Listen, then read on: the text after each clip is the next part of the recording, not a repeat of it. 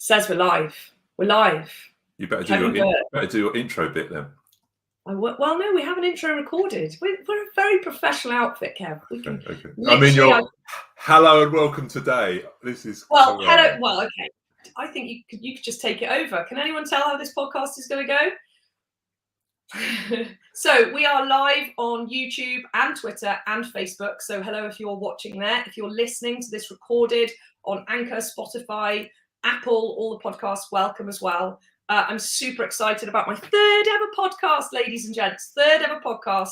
And today I've got Kevin Burch, who is an extraordinary male role model, parenting coach, just epic, all-round human being. And Kev, you've been in my life for, I'm going to say nearly 20 years now. Nearly 20 years, yeah. I was working there. So we've had 2 decades of past behind us and many decades, I hope, to go. And one of the reasons I wanted you to come on this podcast is because, we speak regularly now. We've both been through some fairly epic journeys. You're about to become a dad again, which is crazy exciting. I've got 2 small children who are 3 and 1, both boys. There's so much for us to talk about in the financial world, the parenting world, raising happy, healthy kids that succeed, which in the day and age that we live now, for boys especially, of which between us we're going to have 3, it's really difficult. I'm reading the book that you recommended, The Boy Crisis, and I'm reading it going, oh, this is really scary and really exciting because people are recognizing the problem, but also it's a car crash out there, right? For people raising kids, girls or boys. I don't think it matters which way you're doing it, who you're doing, whether it's girls or boys. China's now dealing with not enough girls. Is this correct? Because of what they did, because they valued boys above girls. And now there's the opposite. So we're on a world scale dealing with what do we do? How do we manage our children? Hey, Vanessa, welcome. I can see a comment. So that means everything's working. Thanks for messaging. Vanessa is watching on YouTube. So before we get into it, because I think the thing for everyone listening to say, please do put your comments in or questions if you have a question for Kevin. If we don't get to you, we will absolutely talk again, Kev, I have no doubt, because I was preparing for this podcast, writing some questions down, and I just went, do you know what? Forget it. There's so much we can talk about. Let's see where it goes, see if any particular, people listening have got a question, and we'll let it go organically, because I have no doubt that we'll do many more of these. So anyone listening who doesn't get their question answered or who has a question, please message either Kevin or myself, have it put in, and we will discuss further. So Kevin, just for people who don't know you, who are listening, do you want to give us a whistle-stop tour of who you are, where you came from? I'd be delighted to, Alex. Thank you. Cool. Thank you for your glowing introduction. So obviously, first question anyone will have is, who is this guy and why should I listen to him? What does he know about anything, right? So to give me a little bit of context, background, and my story is probably helpful. So when I was born, my mother was 16. She was 16 when she had me. And my parents got married because she was pregnant, and then they split up. And very quickly, I lost touch with my dad. And then my mum got married and divorced another 2 times. So by the time I turned 18, my mother had been divorced 3 times.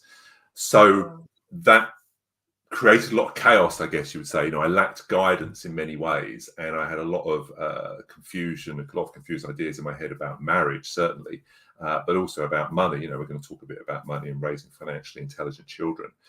And it took me probably decades to sort that out. Obviously, it's not all sorted out. You never completely erase your childhood, but it took me a long time to a lot of chaos to sort those things out. And so when I became a father 20 years ago, when I became a stepfather 24 years ago, then I became a father 20 years ago, I wanted to do a better job. I wanted, the reason I'm driven to want my children and other people's children to have better guidance is because I didn't really have that, and it had made a big impact. And so I've gone through a journey of learning a lot of things, sorting a lot of things out, and then teaching that to my daughter as I've been going, and to my son who's in his mum's tummy right now will be similar, and obviously to many clients I've worked with over the years as a confidence coach working with children and their parents. So that's why I do what I do, and it's kind of my drive. And anything in life, people, when you find the thing that you're most naturally driven to do, and most kind of like, yes, this, I can spend all day doing this, that's where we tend to have our genius and our strength, as of course so that's really where I am. And then if we think about the financial side, we're going to broaden it out. We think about the financial side for a bit. What I used to do, I would spend more money than I earned and borrow the difference, which is really, really stupid and really, really, really unhelpful habit. A very common one, but very unhelpful habit. It just doesn't work, does it? I mean, it doesn't work. And so when I started doing that when I was a student, because I was studying medicine, I decided not to become a doctor. I left. But because I was studying medicine, banks would throw money at me. All the banks wanted to lend me money. So I got myself into debt, cheap, easy credit as a student very early.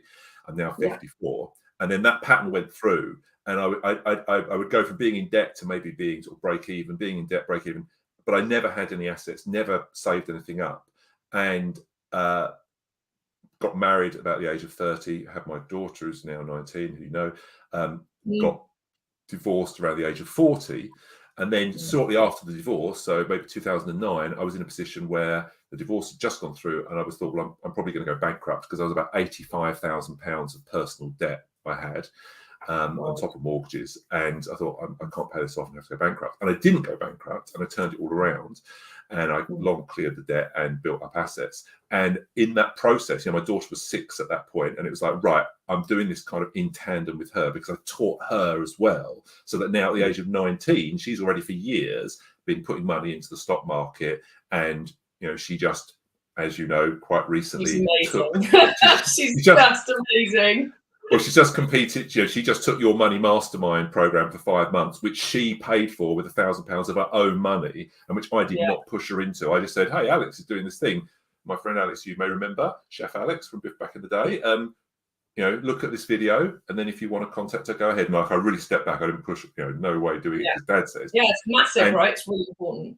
Yeah, and she took £1,000 of her own money and invested into it, and has got a lot out of it. So this is, and then she's got an Amazon business. She started in December reselling things on Amazon. So in her gap year before she goes to uni to study maths. So she's not a typical 19-year-old when it comes to money. Clearly, well, she doesn't have a typical dad when it comes to money and parenting, right? So it's it's like, it's like if anyone wants a testimonial of your parenting skills, is like, have a chat to Imogen and see what you think. I mean, it's just, and that's not taking anything away from what Imogen's done. Like, she's done that, and she's done that in the structure and the love and everything that you've provided for her. So she's been able to thrive like that. It's just fantastic. Yeah, well, thank you. And absolutely, she deserves the credit, because it's her life, not mine. But what I'm clear of, if the way I was about money, for example, and many other things, when she was 5, 6, when I split up with her mum, or she was 4 when I split up with her mum, if I'd stayed that way, and my attitudes, my psychology, my behaviours had stayed the way they had been, got me to that situation, she would not be where she is now. But there's no flipping way she would be where she is now, because she would have learned so many terrible habits and so much unhelpful psychology. And so it's been obviously children learn primarily through what you do and who you are and your actions and your words, right? So if you don't do as I do as I say, obviously that's crap. That's not going to work, right? Because they're going to copy you. They're not going to listen to the words. They're going to copy you. So obviously that's you've got to be modeling it. So sorting out your own crap and getting your own head straight and having good habits yourself is key. And then I don't want to step over that, because you and I both talk very fast and we'll get through a lot. And there's some times when I just want to pause for a second for anyone listening to really get that. You said £85,000 in debt with Imogen, who was then 5 or 6, and considering probably bankruptcy. 6 by then, yeah. And that was how many years ago? 15. That was 2009. 2009. Yeah, and in that time, you've not only got out of debt, but you now have assets, savings, you guys own your own house, you're thriving, you've built a business, and what you've done with your money is completely turned it around. So I think there's a couple of things here. One is, for anyone listening to this going, oh my God, they've just said that, how my life is, my kid's life will be, short version, I'm doomed, I've already messed up. I think the thing to really listen to what Kevin said is what he said was he was £85,000 in debt, and alongside bringing up his child, he changed what he was doing, which meant Imogen grew up in a different environment. So if you are listening to this going, my life's a car crash, or any version of that, it's a brilliant invitation. Children are such a brilliant invitation to take your life on, rather than just saying to the kids, do it this way and you'll be better than me. It's like we as parents take our own lives on, then the kids see what we're doing, like you said, rather than just, you know, us, like you say, going, don't do what I did. It was a mess. And just for anyone, just talk a little bit more about the finance side of how did you turn that round? What stopped you going bankrupt? What was your access? What did you do? Because that's a bit, you know, there are probably people listening to this with 5 grand's worth of debt feeling overwhelmed, and you did it with 85. And that's not to diminish anyone with 5 grand's worth of debt. But what did you do? Well, I spoke to a debt charity. I mean, this was a year or so after the 2008 crash. So there were a lot of people in a lot of financial trouble. We'd had a property investment that had crashed, but it was kind of protected because it was a limited company. So, but you know, assets that we might have had hadn't lasted. So it was very common. It was basically a debt crisis in the UK, the world. And so I spoke to a debt charity. They gave me advice. They gave me very good structure. I basically contact all the creditors and say, look, I can't pay you. And then they have to, as industry standard, they have to freeze the interest. So the debt stops going up, right? So that's the first step. So it's not going up anymore. There's 0 interest. And then basically I created a budget, and it's a very tight budget. And I sent that budget to all my creditors. And then it's like, right, I've got this, you know, I've got £100 a month extra after paying for my food and clothes and stuff. And that £100 a month, you know, I owe you 10,000 and I owe you 5,000. So you get £10 a month and you get £5 a month. You know, you tell them it's going to be paid proportionally. And basically you're then protected, because if they went to court, the judge would say, do that, right? The judge isn't going to say, no, Kevin, you've got to starve to death and be on the street. The judge is going to say, well, look, his budget is very tight. He's just paying for his very modest living expenses, and his extra money is being proportion to the creditors in the ratio. So they're kind of protected. So that then you negotiate. I mean, they have to accept that, really. So the irony of speaking to them meant you were actually protected, whereas what people do is they get really scared and hide, which makes it worse by very definition. That's right. Of course, you want to put your head in the sand and avoid it, not open the envelopes. That's the worst thing you can do. And of course, if it's a credit card and it's like 22% interest, that's bad, right? If you get that 22% brought down to 0, that's the difference. Now, obviously, that's going to affect your credit rating.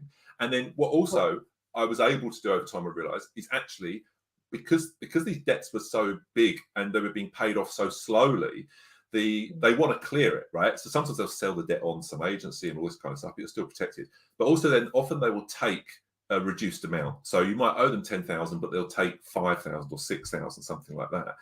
Unfortunately, HMRC owed about £35,000 to the tax man, essentially. They don't do that, but the banks and the credit cards would do that. So it didn't have to clear all of it. And obviously a credit rating takes a huge hit, but not as bad as being bankrupt, because bankruptcy stays in your credit rating forever.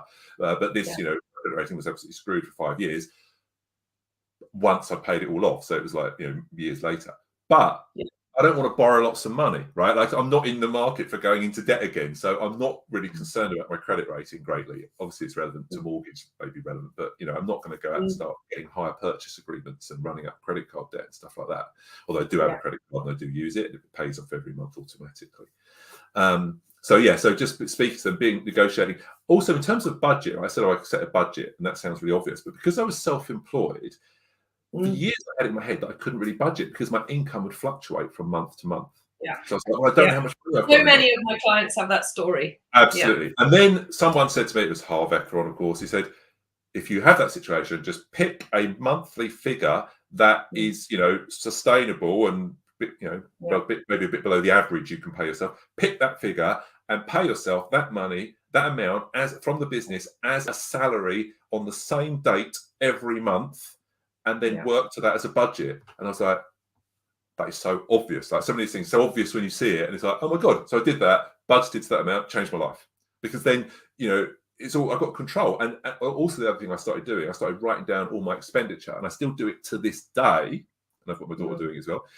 I write down every penny I spend, not on groceries. We've got certain, my wife and I have got a joint account for groceries, and we put money into that, or I put money into that now, and that just gets spent on a card, and you just make sure you don't go below zero or whatever. But when I spend other money, like bought some contact lenses and glasses this week, right? I've ordered some glasses, expensive ones, because they're varifocals and everything. And I come down and I've got my little piece of paper spreadsheet I print out every month, and I wrote that number down. If I go for a coffee or I go out with a friend for a drink or something, I write those numbers down. I always get a receipt from the restaurant. I write those numbers down, and I keep track of how I'm doing compared to my budget, right? Now, what that means is when I've got to buy, these glasses, like £300 for a pair of glasses, which is a lot for glasses, right?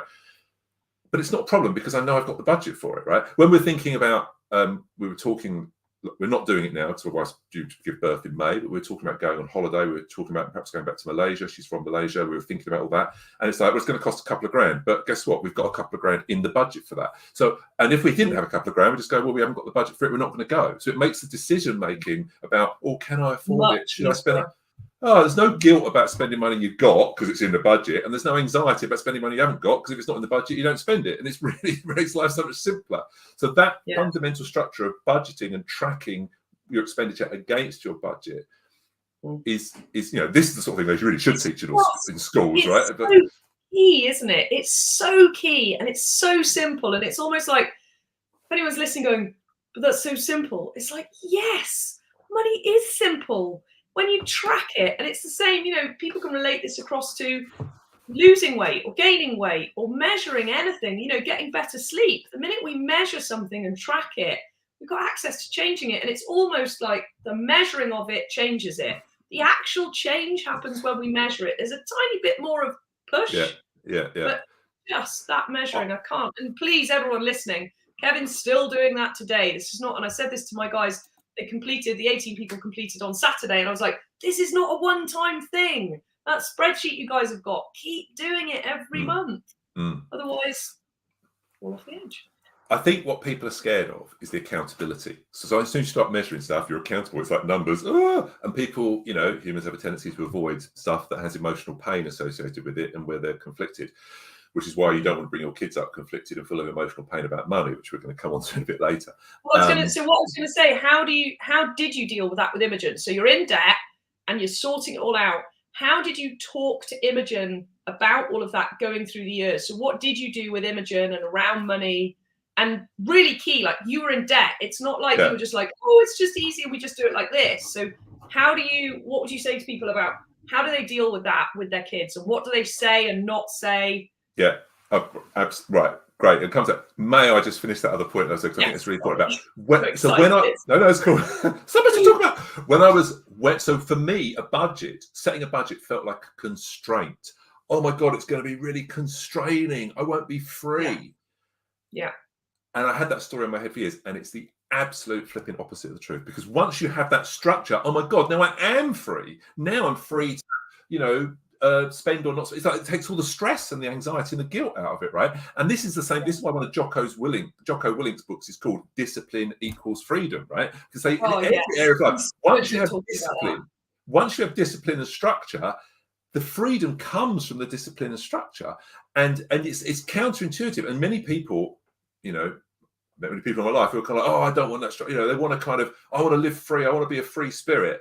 And it creates them so much stress, because when you actually have some discipline and structure in your life, that's when you really actually get freedom, in my experience. Yeah. And this is a great example of that. So take the time, set that budget.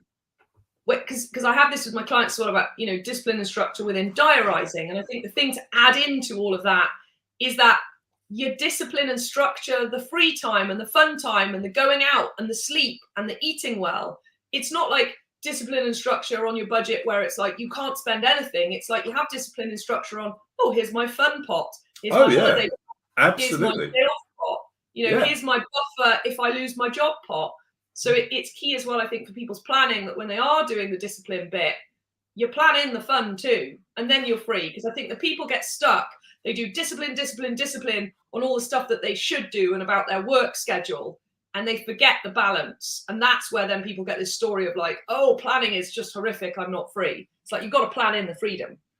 Absolutely. And also within money, some people are like spend, don't open my credit card statement, stick my head in the sand. So they need a discipline structure like that. But then some people are the opposite. They'll save, and never spend anything on themselves. So for them to go, no, this is some money you must spend on actually enjoying yourself. No, you're not allowed to buy assets and resources. This is fun money. You've got to spend this and having a good time. They're like, oh, and then they sort of go, oh, and that helps them feel good and feel rewarded for saving and investing and doing well financially. Depending which direction they're coming from, that structure provides a help to all of them, in my experience.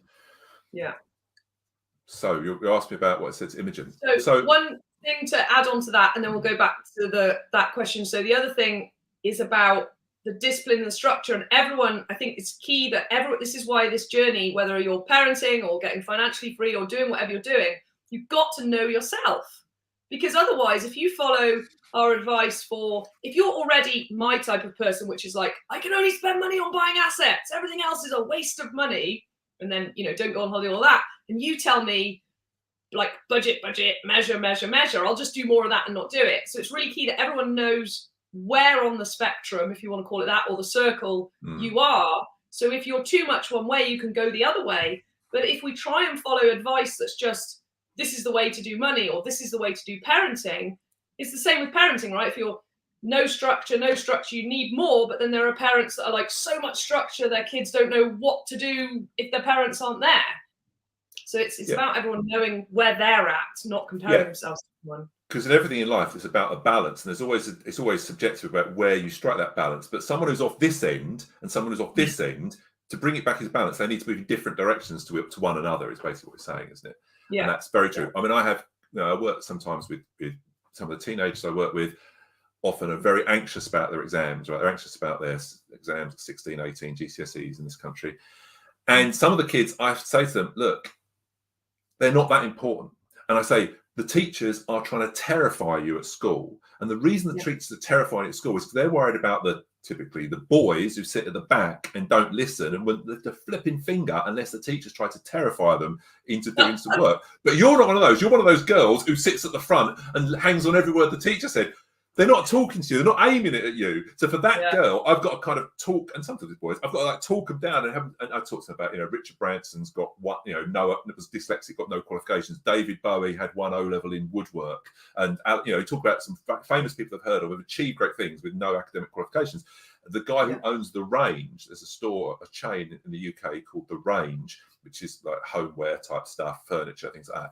And the guy's a billionaire, right? And he's built it up over decades himself. He's in his 60s, a billionaire. He cannot read and write, right? He's a billionaire who can't read and write. Now, obviously, it's good to be able to read and write. I'm not saying, don't bother learning to read and write. Yeah, you wouldn't tell that to the boys at the back of the class. Exactly. Right. So I'm saying to the kids, but the boys, so you take the heat out of it for the girls at the front, but the boys that sit there, no, it'd be the worst that you can say to them. So again, it's about bringing each of them into balance because they're out of balance in different directions. It's the same principle about the money stuff that we've just been talking about. Yeah.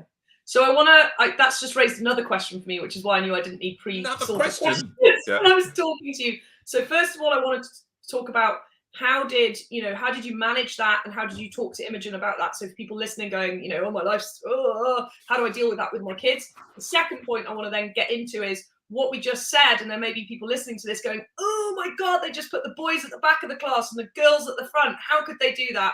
So I want to go there afterwards. So just for anyone listening, that's just my observation is that girls tend to be more worried about doing well at their exams and that kind of stuff. But it's important for us, I think, to talk about the difference in gender, the difference in raising girls and boys, the stuff that's going on in the world. Well, so bring us back to that in a minute. Okay. So in terms of my daughter, so here I am. I've got a 6-year-old. I'm on the verge of going bankrupt. I decided not to go bankrupt, and I don't want this kind of future for her. Now, if I were to list all the things I've done with her in terms of thinking about money and psychology over the years, we really would be here for a week. But one of the key context, like how one of the key things was sorry. Talk about it in terms of context about how you took it on and how you were in the conversation, rather than the practical. Yeah.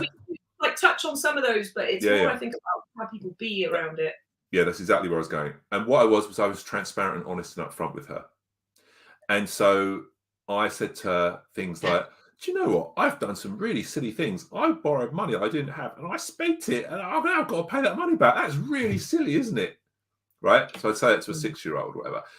And so the key thing is to be transparent and honest and open. Now, that's really hard if you feel deeply ashamed of what you've done, right? Which is why, getting clear inside and having a plan and actually being, knowing that you are taking some steps is so valuable.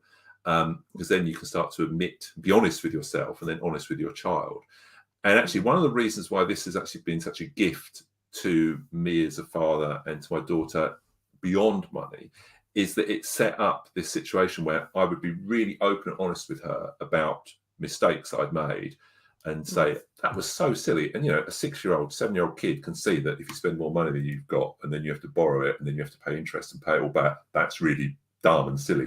They can see that. And so they can, in an age appropriate way, oh yeah, daddy and mummy made mistakes. And, that's not bad or wrong, just make mistakes. And they got, and these are the consequences of the mistakes. And now they're having to do things to sort it out and they're doing it better in a different way. And then that maps across everything.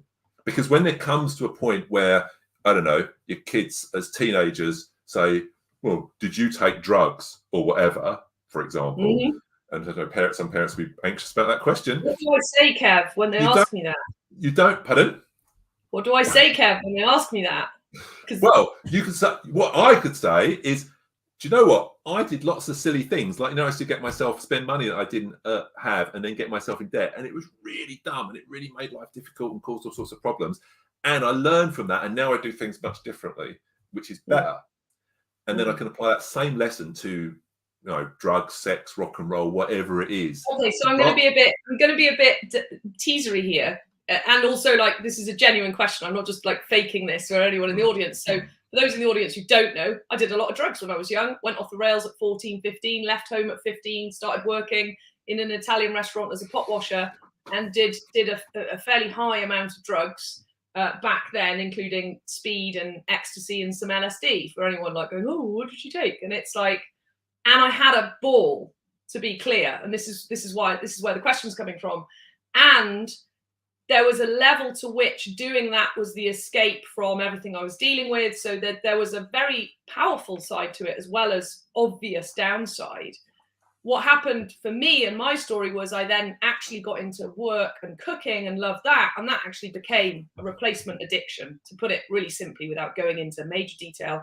And I started working 16 hours a day in kitchens. So I crammed out the drugs with the work, loved the work, so stopped taking the drugs, short version. So how would I say that to a child who asked me about drugs? Because I can't lie and go, it was terrible. Because getting into debt, that was really sucky. The drugs were fun. And there was a downside. It was illegal. It was dangerous. I'm in a club at 15 years old, potential. And so here's the other thing.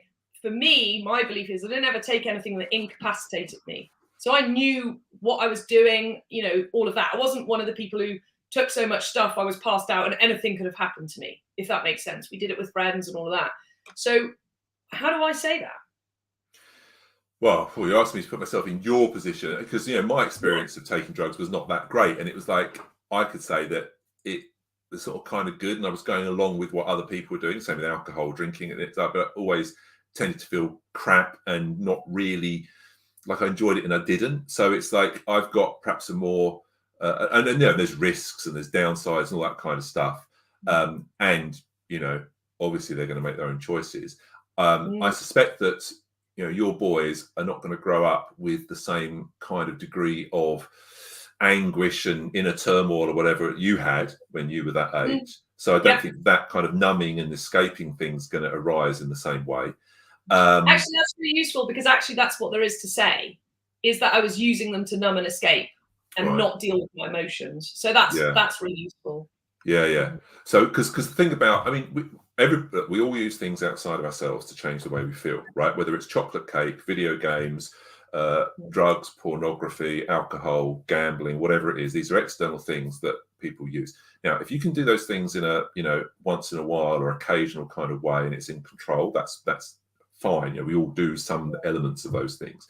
Yeah. But when it's kind of there's this question of degree, isn't it? And the thing about doing those things if we're playing video games or gambling or eating chocolate cake to get away from our problems or to numb pain, is it never helps. It only provides a temporary respite. Yeah, it's a short fix. Yeah. But in that time, the problem, whatever the problem is trying to escape, is getting worse. Yeah. Right. So it never actually addresses the issue. Now, if you're doing it, once in a blue moon, the problem doesn't get much worse over a weekend or something. But if you're doing it like repeatedly, then everything else, your life's going to shit while you're going, oh, I'm feeling good every weekend. It's really great. And it's like, no, not really. So I think that would be that would be what there is for you to say and to share. Yeah, I think that's the honesty then, actually, about, what I was dealing with and why I was doing it. And then, yes, that's really useful. Thank you. And I hope anyone listening found that helpful. Because I think that's the thing. It's like when something has a very obvious downside, it's kind of easy to say easier. It's still not easy because we've got to deal with the shame of it. And, you can probably tell who's, people that are listening, it's like, I've dealt with the fact that I took drugs when I'm younger. I have no problem sharing it. There's nothing there for me anymore. Whereas prior, it's like, oh my God, because my mum and dad might listen to this. They know, it's like, there's no hiding anymore. And I think it's important to deal with, if something was terrible, we can just go, well, I did this and look, it was horrific. And that's why it didn't work. But, when we do something, but there's the upsides or perceived higher upsides, it's finding the full share, isn't it? And the full honesty about it, and the reasons why behind it and everything. So that's really useful. Thank you. And, you talked about safety and you were in groups of people you trusted and all that kind of stuff. But I would say that taking Class A drugs, that's a classification here in the UK, of as a 14-year-old girl, is a high risk behaviour. Yeah, I would say that's a dangerous stuff, right? And you can do it 10 times. I mean, I said to my daughter literally the other day, I said, look, you could walk home alone at 3 a.m. drunk 5 times in a row and have no problem whatsoever. That wouldn't make it safe behaviour, right? And you go, oh, this is really safe. I walk home alone, drunk at 3 a.m. in the morning, and I don't get raped. So therefore, it's safe. No. Yeah. That's not a good extrapolation, right? Because it's a high risk behaviour. Not that she's doing that particularly, but I think that's a nice way of putting it. I like that, saying like it's high risk behaviour, because then it also, people are still left at choice, aren't they? There's no make wrong in that. There's just like, well, doing that's pretty high risk. What do you choose? Absolutely, yeah. I mean, that comes, and I think that's one of the things I was on a Twitter Spaces the other day talking about. I think people really picked up on, which is, when you talk, rather than as a parent, rather than making it about morality, this is right and this is wrong, this is good, this is bad, you make it about workability, like what works and the kind of results you'll tend to get. And the example I was given was lying, right?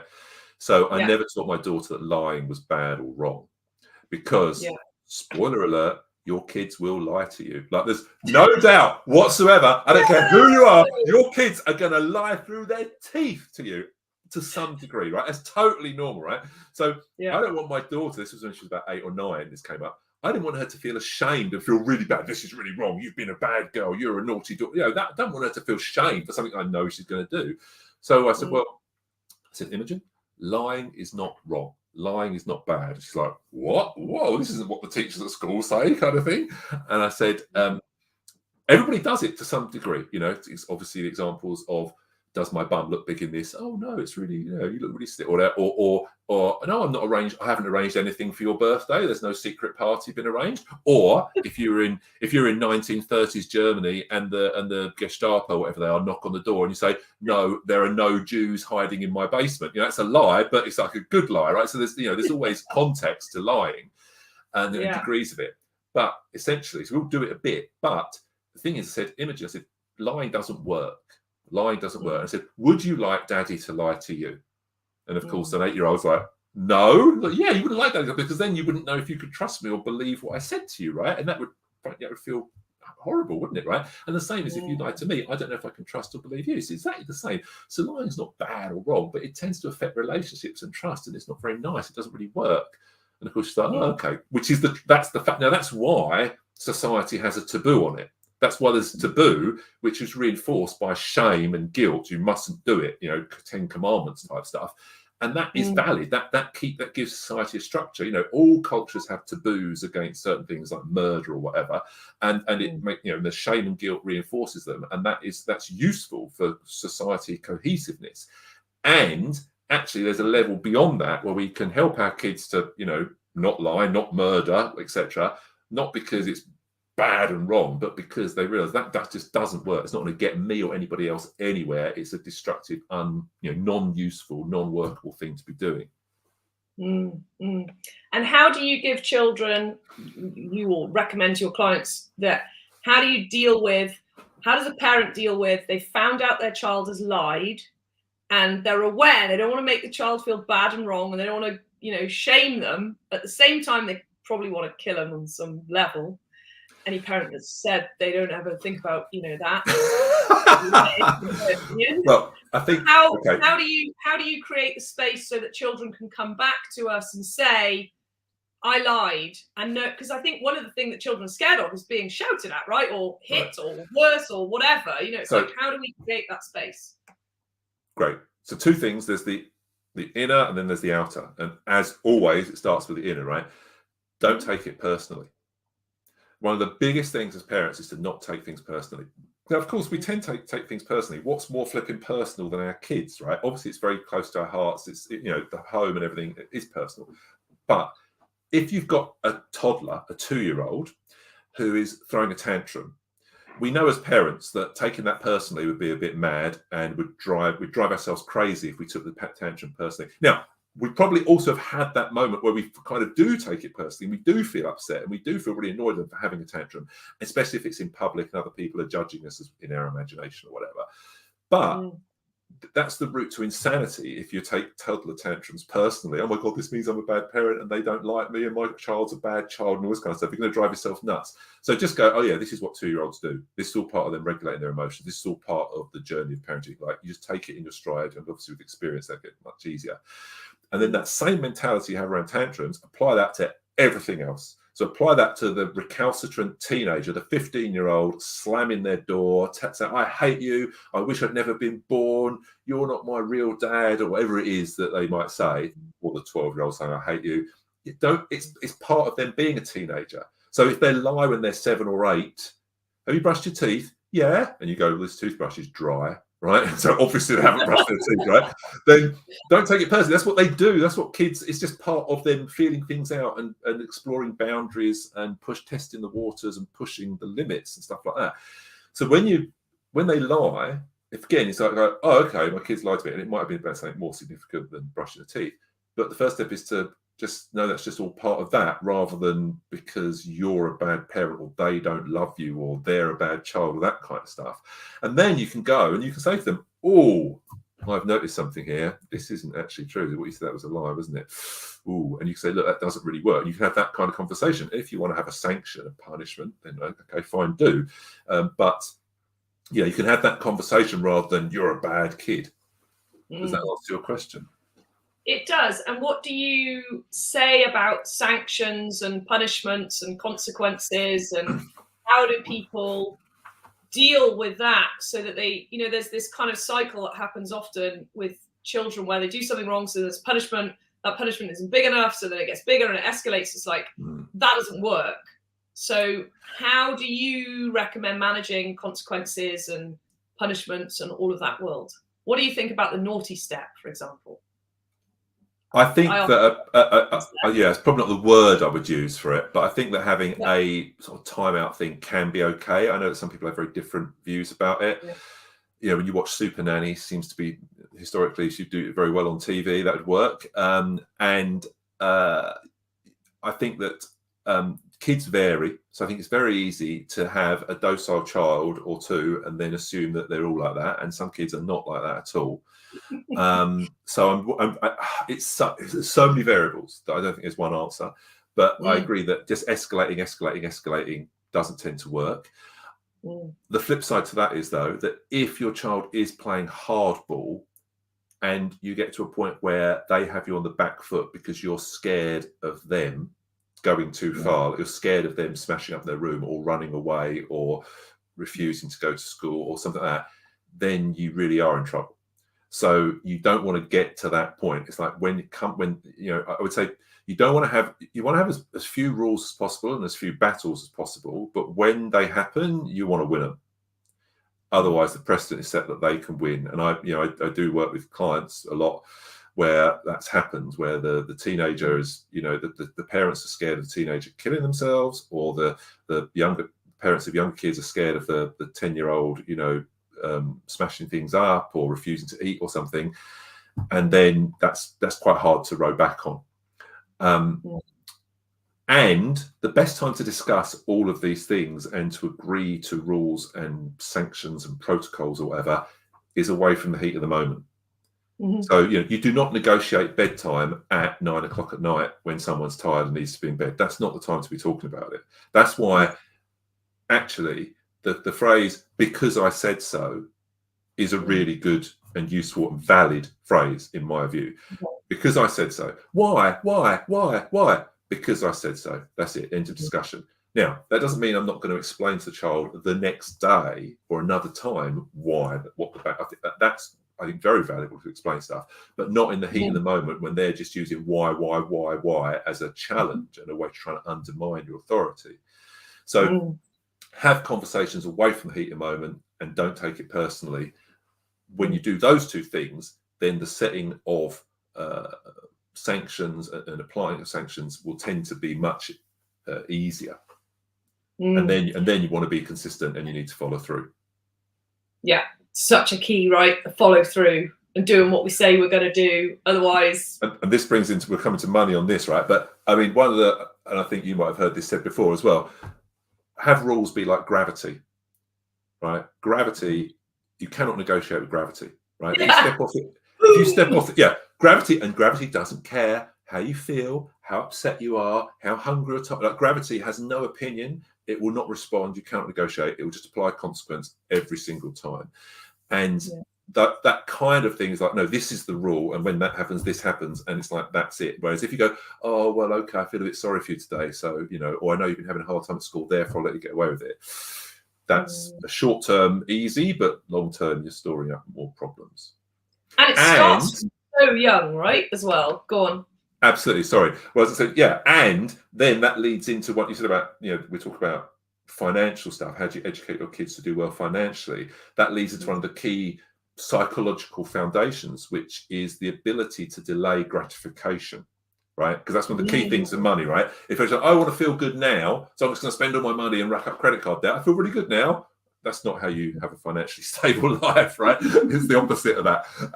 So the ability to delay gratification and wait is key in finance. It's also key in relationships and in business, and it's key in health. You know, oh, I just want to eat loads of chocolate cake and lie on the sofa because it feels good. Oh, going to the gym doesn't feel good today. I just want to, you know, it's like you have to think more long term. So thinking long term is key in every flipping thing.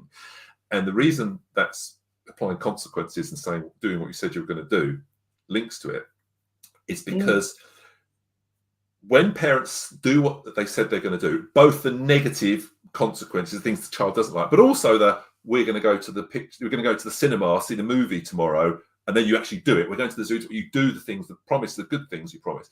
Whatever it's positive or negative in the child's world, when you do what you said you're going to do, they learn that the future is reliable and trustworthy. So they learn to trust the future. And I can only think long term when I know I can trust the future. So if I can't trust that everything's going to, if someone says to me, Kevin, I'm going to give you $10 today, or I'm going to give you $30 in a month. Obviously, $30 in a month is better, right? But if I come from a home, and this has actually been studied and done, right? If I come from a home where my dad makes loads of promises, and then he never turns up, and he's not there in the house, and he never turns up, and he never keeps his promises, and then some guy's offering me $10 today or $30 in a month, it's actually rational for me to say, do you know what? I'll take the $10 today because then at least I've got it, because the $30 in a month probably won't actually happen. So in those sorts of situations, so the child, because they don't learn to trust the future because the adults in their lives are not keeping their promises to them, it's actually rational for them to actually take the short-term lesser reward. So they start to become conditioned to think short-term. And I think, you know, when I look at my childhood with the 3 divorces and also just relationships with stepbrothers and stepsisters and cousins and uncles and all these people, and then almost like overnight, those relationships were just gone. I just, and then we'd move house, and there wasn't much money around, so I wasn't conditioned to trust that the future was going to be stable, and that so of course I wasn't conditioned to think long term. I was conditioned just to think about what I can get today, kind of thing. I think, okay, that explains a lot of my behaviour in my 20s and even in my 30s. So yeah, keeping your promises to your kids, whether it's positive or negative, keeping your word, doing what you said you're going to do, is absolutely fundamental and core in my view. And how do you say that parents, if they haven't kept their word, clear that up? Because again, shame comes in, they don't want to deal with it, or there's a whole, they're just kids, they won't remember. Well, I don't know. Charlie, my 3-year-old, remembers everything. Good luck. I don't remember. I said, we're going to go and see the new house that we're moving to, because we're buying a new house. The process is taking a long time. We drive past it a lot. We've been there a couple of times. He went, the one with the red door, Mummy. I was like, I don't know. Has it got a red door? Pulled up, red door. Like, he remembers stuff from when he was 1.5, 2, when he used to sleep at Lolly's house, and it was a pink house in Merthyr. I mean, he remembers everything. So how do you say to people to deal with that again, so that, okay, they didn't keep their word? How do they deal with that with their children, rather than just brushing over it and going, well, I'm the adult, I can do what I want? Again, you've got to be willing to just be honest and transparent, right? And people are scared of that, because we want to, we have a sort of a cultural norm almost of trying to brush things under the carpet and not take responsibility, right? Which is, if you want to screw your life up, that's a good way of doing it.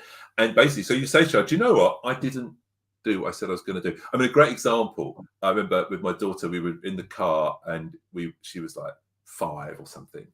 And I think me and my girlfriend at the time were in the front, and we were listening to the radio, and my daughter wanted her, tape playing kiddie songs on or whatever, but we were listening to something else, right? And so I said, okay, when this song ends, it'll be your turn to have one of your songs on the tape, right? And then that song ended, and then another song came on that I really, one of my favourite ones. I went, oh, wait, we'll do this something. And she in the back, she went, Daddy, you promised. Daddy's a big fat meanie. And she threw her body around in the car seat. Right? She was like, Daddy's a big fat meanie. And I was like, I said, do you know what? You're right. I'm so sorry. I promised, and I broke my word. We're going to put your thing on now. And it was as simple as that, right? But I had to say, you are right. I was wrong. I'm sorry. It's not hard. I'm saying, keep your promises to your kids. Always follow through. Obviously, nobody does that 100%. We're human beings, right? So just be honest about that. But then don't go, oh, yeah, it's what everybody does. It doesn't matter. No. So do you know what? I did that, and that's not okay. I apologise, and we'll sort it out. I will take you to the zoo tomorrow, or I will do whatever it was that I said I was going to do. And sometimes you need to say, I promised to take you to the zoo. Actually, something's changed. Or actually, I realise I haven't got enough money I can't afford to take you to the zoo this month. Or I realise that, something else has happened. We're going to have to defer that. We're going to, but we will, we will do it. And another time, vaguely off in the future. No, we're going to do it, and you be specific as much as you can, so that they can trust that it will happen, and then do it then. And what do you say to people, anyone who's listening to this, going, oh my God, I've screwed up my children? Which, by the way, if you're listening, it's not true. It's just an opinion that you have. But if there are people listening to this who have that belief about themselves, listening to what we're saying now, going, oh my God, I've done it all wrong, what do you say to them about what's possible? It's not black or white, is it? Right? We're all fallible. It's nobody gets an instruction manual how to do it. We're all going to make screw ups and do things wrong. I've done things wrong. I think, that was silly. I could have done that differently with hindsight. Yada yada yada. Everyone's going to have that. And the thing is, okay, so what can I do better now? Right? That's or how can I improve? How can I say to my child, oh, do you know what I used to do? Because my daughter used to be scared of me, for example, right? And she was scared of me probably when she was like 7 or 8 or something. And it was like, I mean, she wasn't scared of me all the time, but sometimes she was scared. I didn't want my daughter to be scared of me, right? And it was because I shouted. Daddy has shouted. And Daddy had shouted when she was young a couple of times or whatever. I never hit her, but there was a couple of times that I'd shouted, and it really stuck in her head. And so, I cleared that up, and I said, I'm really sorry about that. I didn't mean to scare you. And I know I've got a very loud voice, and I'm big and everything. My voice is very deep. Yeah, for those who we can't see how tall you are, but you're a big guy as well, right? How tall are you? Something? Just under 6'2", yeah. 187. 187. To a small person, that's like big. And also my voice. My voice is loud. Yeah. So it didn't take much. So, and And so that's one thing I say to people. The question was people who think, oh, I've screwed up, whatever. The other thing is the phrase, what doesn't kill you makes you stronger, is true, right? So ultimately, your child will benefit in some ways that may not even be apparent to you right now, even from the things that have not gone well in their life, or the things that you think, oh no, I'm divorced, or whatever it may be, right? So I can actually now look back and see that me not seeing my dad for 20 years, I tracked my dad down when I was early 20s and did see him again. Me not seeing my dad for 20 years, my mother having 3 divorces actually was good for me, and it helped me in many ways. It was bad, it was negative, there were lots of negatives. I was aware of those for many years. But now I've done the work to actually go, okay, how was this good for me, and to find the positives. And I see that it actually made me who I am today. The way I am as a father has been totally shaped, as I said in the beginning, by that. So much of the fact that I now save 30% plus of my income every month, right? We talked about changing habits, right? He said 30%. 30%, ladies and gentlemen. that doesn't seem that high to me. I've met people who save more than 50% of their income, but I save over 30% of my income every month, and which probably puts me as a percent, it's probably in the top 2 or 3% of people in the country. So not many people are doing that, are they? Right?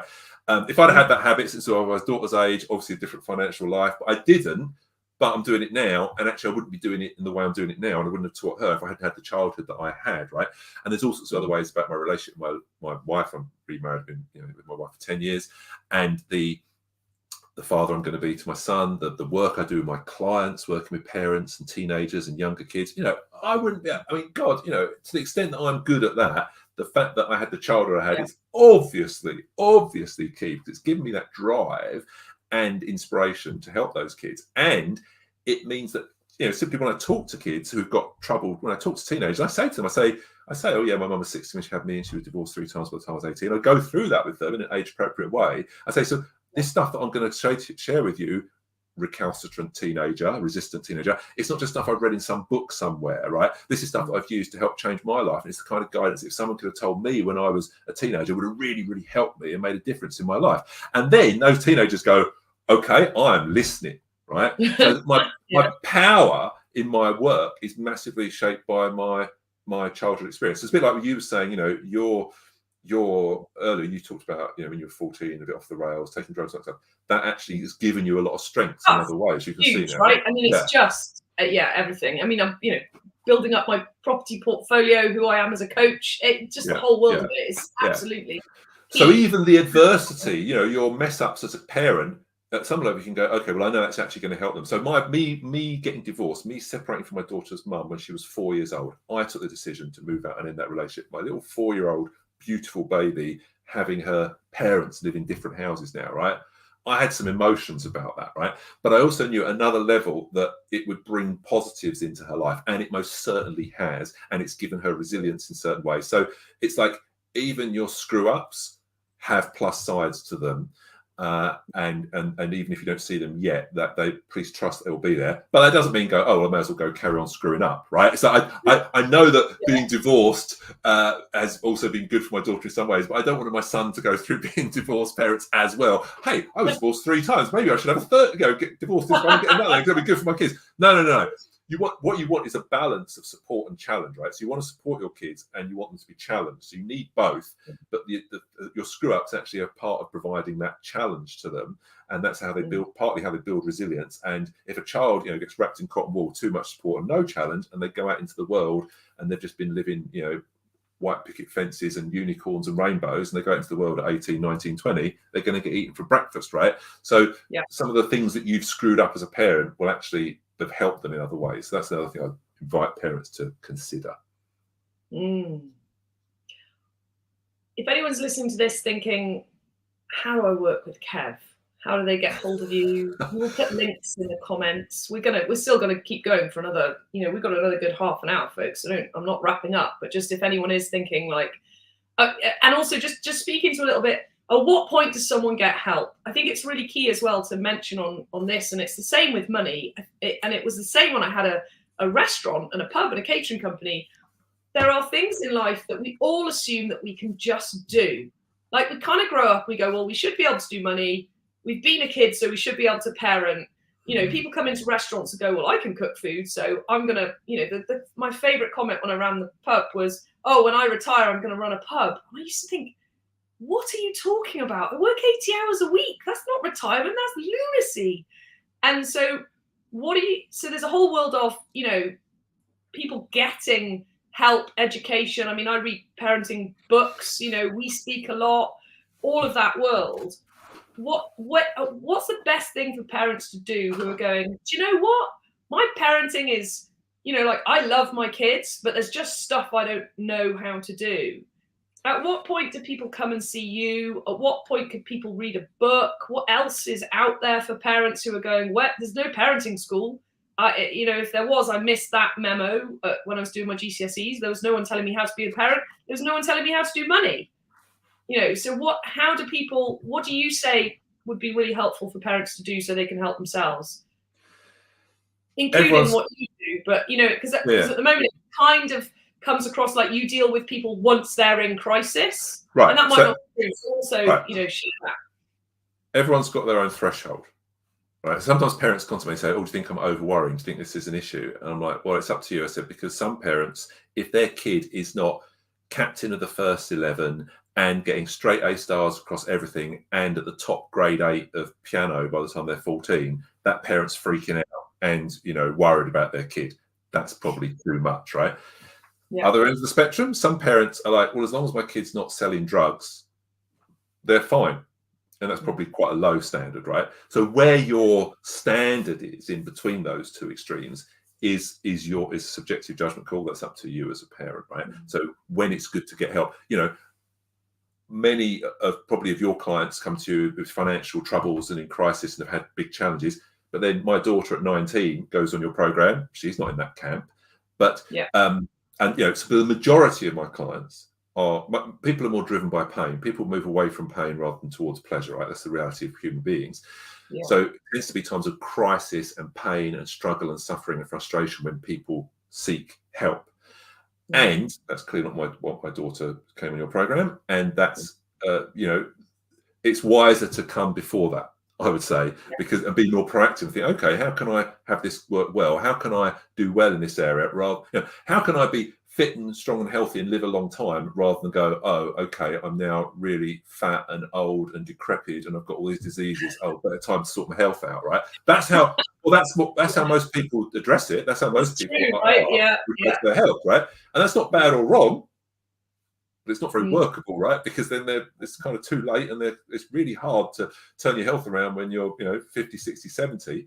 Whereas if you set out being healthy and having good habits and behaviors that just kind of become second nature to you, and you establish those habits when you're 20, in your 20s, obviously it's, you know, you're going to live longer basically and have a better life in so many different ways for that. Mm-hmm. So everyone's got to serve their own threshold. Most people are driven by pain. They come to me in crisis, but being proactive is wiser in my view, all else being equal. Yeah, and it's interesting, isn't it? Because we're on a call every week with Chris and Vicky, and we talk about, you know, our businesses, and I mean, it's like a peer group call for those listening who, you know, kind of don't know all of us who we are and all that. And it's interesting, isn't it? Because it's the same with my business. It's been so magical having Imogen and some others that are like young. Most people that come to me are 35 plus because they're suddenly realizing that not having a pension is going to be a problem. Whereas normally when you tell an 18-year-old that not having a pension is going to be a problem, they're like, nah, whatever. And 35 is about the age where people start to, you know, get the pain of it. And it is magical. And it's, you know, it's why you've started creating, and you even call yourself the Advanced Parenting Program, to create that package for people so they can come in before it's in crisis. So I think that's the other thing, is that people can follow you and sort of see what's coming out of that. I'm really interested in that whole side of things so that it doesn't have to be in crisis. And I think sometimes as coaches, and something I'm learning on my own journey, is that I used to get coaching when I was in crisis, and then I'd kind of be okay and I'd be like, oh, I'm good now. And then I wouldn't have coaching for a while, and then I'd be in crisis again, usually for something else. In intimate relationships, not. I was, you know, did the same thing again and again until I stopped. And now I have coaching, and I'm on my, I don't know, 3rd or 4th round of 40 sessions with my coach. I'm not in crisis. And it's like, what's next? What's the expansion? how can I do better, more, blah, blah, blah. So it's an interesting conversation, I think, isn't it, for all of us, of like, we kind of come into stuff in pain, but then it's like, okay, well, what else is there, and how can we do more? And I suppose for anyone listening going, I don't really want to wait till I'm in crisis. It's like, well, start, doing that kind of stuff now. Start reading the books, start exploring, go on that journey. Absolutely. And if you want, I think it might be a good idea do I want to teach my kids about money so they understand it and they understand that saving and investing is normal and natural and they just do it, and they think long term? Or do I want them to knock on my door when they are 30 and say, oh, Mum, I really would like to try and buy a flat. I really want to try and buy a flat. Can you give me a deposit? Can you lend me a load of money? Because, my job with my Uber Eats thing isn't giving me enough money. That's the reality, right? So the pain will come, but it will maybe come a bit later, right? If you can I'm sure my mum felt pain about my financial mess, but I didn't sort it out, and she wouldn't have had the means anyway. So you're with parenting, it's like, do you want your child to be divorced? Do you want your child to be unhealthy? And sick? Do you want your child to be financially stressed and wanting to move back in when they're in their 30s, that kind of thing? And the answer is, well, obviously not. You want them to be independent and thriving and happily married or partnered in some way, and raising your grandchildren happily, and you can play with them. You want to probably got a different vision, right? Well, then be proactive rather than just go, oh, okay, no, I'll just push it all to one side and wait until I'm not in too much pain, so I'll just leave it. I wouldn't recommend it. They'll be fine. We'll just let them keep going, and we'll blame the school system later that didn't teach them about stuff. Yeah, it's all the school's fault. Yeah, the school should have taught my child everything it needs to know about sex, relationships, and money and health. Yeah, good luck with that. And also, I think, but on a societal level, I do wonder if there's that A, underlying belief that schools take care of it, and B, a real awakening and awareness of like, clearly the schools aren't taking care of it, and rightly so. I don't believe that schools should, but it's like there's a world of actually us as parents going, oh yes, actually there's more to deal with. And it's almost, I think, especially in the West, where we're super privileged, most stuff's taken care of. We're not dealing with the basic needs of food, water, shelter. We're dealing with like all the next steps. It's kind of easy to forget that people need the basics. Like, we need to teach our children how to cook. And if we don't know how to cook, it'd be a good time to learn and then cook with our children. If we don't know how to do money right, it'd be a good time to do money right and learn with our children, like you did with Imogen. So in a way, it's kind of a brilliant gift of like showing us like, well, we don't know what we're doing, so let's do it together. Exactly. And as I said earlier, me having those financial challenges meant that I could then talk to my daughter and say, oh, I was silly and I did these things. I borrowed money and I've got to pay off this debt. And so then I could go on the journey and share with her things that I learned as I learned them, not pretending I had all the answers or I knew it all, or I'm the authority figure, you must listen to me, but from a place of authenticity. And that then, of course, is mapped over into all the other areas of our relationship, right? Which is fantastic. And so teaching her to think long term, because I didn't, it's just like second nature to her now. And then we do things like, I'd take her to, we'd go to car boot sales, which is a thing in this country, if you're abroad, where you put all the stuff you don't want to sell, you want to get rid of yard in your house. Sales in America. Yard sales, but he said you drive somewhere and you do it in a field and everyone's selling it from the trunk of their car, right? And so I would get her doing that with her old toys and clothes, and get her make signs with the prices, and she'd be negotiating the prices with the, she's like 8 or 9 and she's negotiating. Wow. I'll give you 50p. So no, what, £1, and all this kind of stuff. And then also towards the end, when everyone's starting to pack up and go, of course you drop your prices. Instead of being 50p each, it's 3 for £1, right? And so that whole mentality of how supply and demand affects pricing and all that kind of stuff became natural to her. Also, then we did things like on Father's Day we baked cakes and we took them to the park and sold them, set up a table in the park and sold Father's Day cakes. And again, she had to make point of sale materials with the prices on. Wow. I went through, this is like when she was 9 maybe, and I went through with her the costs of, all the different ingredients that she was using, including charging her a little bit for use of the oven and for petrol to drive the car to the thing. Brilliant. Did that as I didn't make her pay in advance, but all that got taken out of her takings, right? Yeah. So she could see that there was, income, expenditure, profit. Right, and it was it worth all the effort of that? And she actually went, probably not, because she made like 10 or whatever, and it was a lot of time and effort involved, right? So those kinds of experiences. But then kind of like the more sort of mechanical bits and pieces that you're doing, which is teaching her some of the mechanics of money and buying and selling and fair exchange, but within a context of the psychological stuff about long-term thinking and investing and compound interest, and how when you put this amount of money away every month for the next X number of years, this is what happens to it over time, and then you're free because you never have to work, because you're out of the rat race, and you can live off the income from your investments, and then if you want to work you can, but you don't have to work, and you're out of the rat race, and you've got that financial freedom with Alex Louise. You've got that financial freedom, right? So there's something I'm really on talking a bit, but I want to refer to this, right? Because obviously when you do a podcast, you've got to have flowers in the background and plants. Everybody knows that, who's ever been on the internet. And so these daffodils, which are in honor of Alex Louise's adoptive Welshness, semi-Welshness, we were saying, because daffodils are flower of Wales. But the thing about this vase, right? This vase doesn't really go with them, but this is my grandmother's vase. So I remember the vase from when I was about, because when my mum split up with my dad, we moved back in. My mum was only 17, then we moved back in with my grandparents. And I remember this vase. So up until about the age of 6 or 7, I was living with my grandparents. And I remember this vase. And it's one of the maybe 2 things I've got from when she died years later. And I've taught my daughter about this vase, because what this is about some kind of connection with previous generations and some kind of sense of legacy and history and longevity and long-term thinking. Now, if you think about it, classically, very, very wealthy families in the UK often have that. They have the stately home, the family silver. They have heirlooms, family heirlooms that are handed down, right? And then you give these to the kids, and you give them these things, and it's not like they're going to sell it, right? But it's worth money, and it's kind of like you don't sell off the family silver, right? But you have the family silver, and it's kind of like it means you've got it's like a financial cushion behind you, because if you really came to it, you could sell it, and it's been passed down through the generations. And that is all about creating and instilling this sense of long-term thinking. So that vase is one example of it. I thought I'd put the things in for today. Brilliant. And then the other thing, I've got a blanket. The only other thing I have is a blanket that my grandmother knitted for me when my mum was pregnant with me. So my grandmother knitted a blanket for me as a baby to have. She knitted it when my mum was pregnant, and my mum gave that to me. So I've got that. So when our son is born, he's going to use that blanket, right? And that's like come from my grandmother. Obviously, he'll never know. He may never know my mother, because she's not very well at the moment.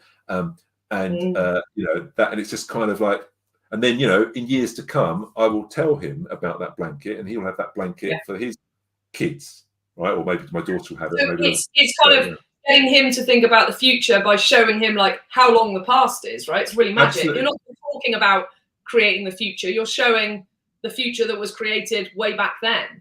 So you're actually really showing it. So you're just making them think long term in both directions, and also the that blanket, when that blanket was made in 1966 or 1967, now you're benefiting from that, right? You're sitting under the cliche, isn't it? You're sitting under the trees, planted by your grandparents. Yeah, someone plants a tree. Great men, I think it's the phrase, great men plant trees they will never sit under, right? That's how you create legacy and greatness.